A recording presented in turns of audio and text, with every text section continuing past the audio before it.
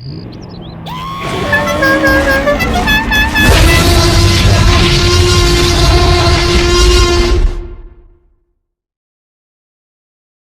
right, so I was walking through the woods today, right? You know, just a normal nature cruise, not a worry in the world, just strolling along. When all of a sudden, I mean, legit, literally, straight up, right out of nowhere, I see probably the most utterly terrifying thing I have ever laid eyes on in my years of existence.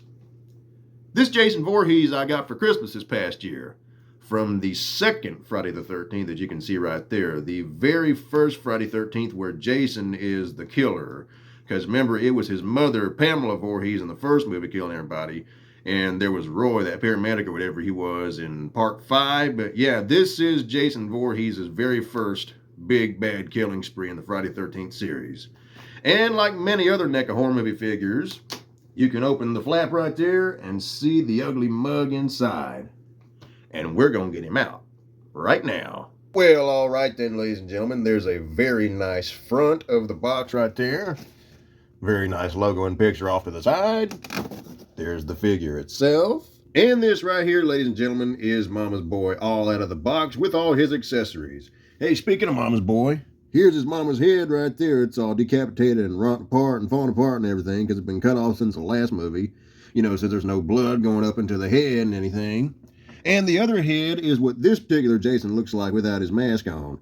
And this is like the very first Jason Voorhees right here. Like literally the very, very first adult Jason Voorhees. So his face wasn't quite as roughed up as it becomes later on in the series of films. And it's before he even had his hockey mask. He had that bag over his head. That's what I like to call it anyway. And of course, we have a knife. A lot of horror movie figures and villains do appear to have knives, whether they are Michael Myers or not. And we have us a bloody machete with a unique shape to it. Right there. We got us a pitchfork. And a pickaxe. I do believe that's what this thing is. Some sort of pick. And this big old long spear arrow deal right here. Big old thing. And something that's kind of weird here is that the fire pit and the fire are separated, but they're not that hard to put together. But yeah, that is everything out of the box, including this one big thing. The figure itself, of course. All the way from the bottom of his shoes to the top of his head, this is Jason Voorhees from Friday the 13th Part 2.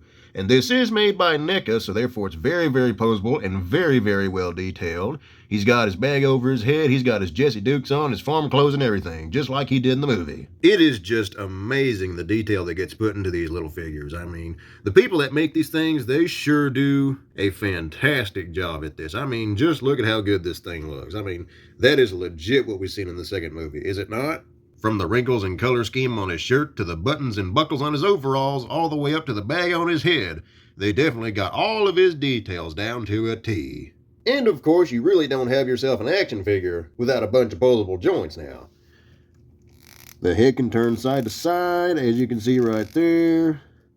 There's a joint there in the elbow, and on the upper part of the arm, it can go up and down, and it can extend. Same thing with this one over here. You can turn the hands every which way you want to, except loose.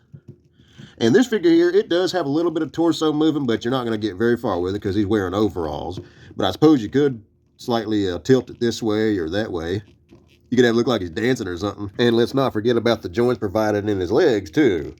You can move this leg back and forth. You can move the other leg back and forth. You can move this whole leg forward and this one forward. From the thighs, from the knees, wherever you want to do it.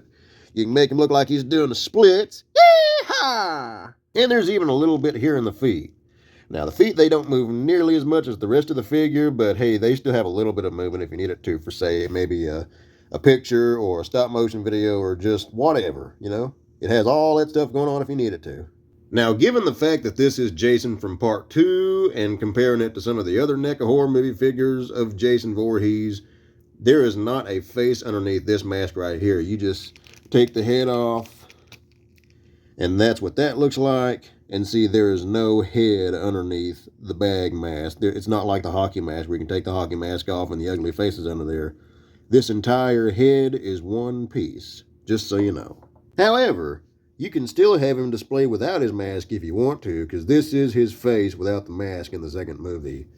And all you got to do is slide it on the pig right there, mash it down so it'll go in there decently, and there you have it. There is part 2 Jason Voorhees without his mask on.